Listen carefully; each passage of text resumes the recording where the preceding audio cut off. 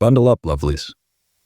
It's Christmas tree hunting time, and our photographer's muscles are doing more than just lifting pines.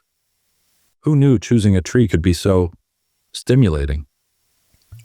In these woods, even the evergreens play matchmaker. Chapter 8. Pine Fresh.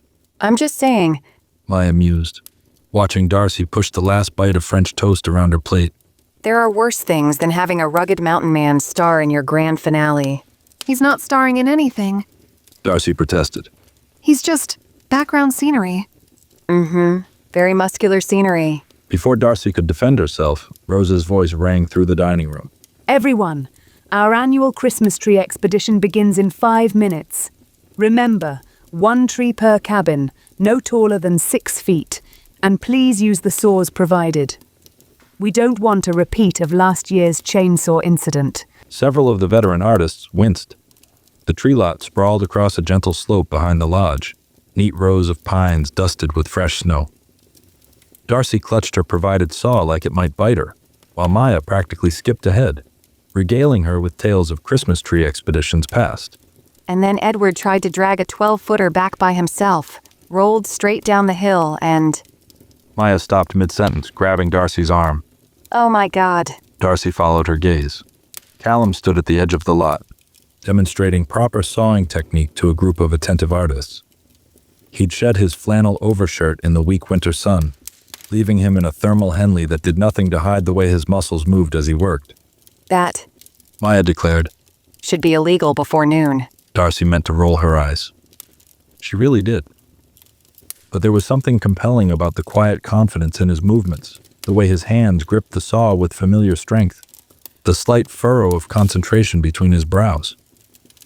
Her fingers itched for her tablet, not to soften his edges this time, but to capture them exactly as they were, sharp and real and unexpectedly beautiful. Earth to Darcy. Maya sang. Your scenery is showing. I'm not. He's not. I'm simply appreciating the technical aspects of... Of what? His technique? Because I'm definitely appreciating his technique. You're terrible. You're blushing. She was, and not just from the cold.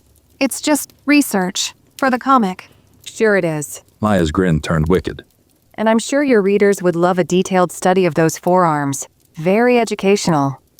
Speaking of which... Callum chose that moment to look up, catching Darcy's eye.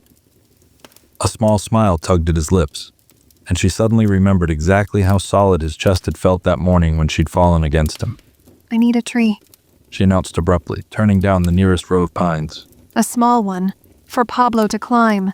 And knock over. Repeatedly. Running away won't help. His biceps can probably catch you. I hate you. You love me. And you're not denying the biceps thing. Darcy ducked behind a particularly full pine, pressing her cold hands to her burning cheeks. This was ridiculous. She drew hot guys all the time, made careers out of turning real men into fictional love interests. This shouldn't be any different. She wandered deeper into the lot, half-heartedly examining trees while her mind wandered to far more dangerous territory. Like the way his sleeve had rolled up when he gripped the saw, or how the cold air had brought a flush to his cheeks that her finest digital brushes couldn't replicate. Too tall. She muttered to herself, passing a magnificent blue spruce. Too wide. To a perfectly round white pine.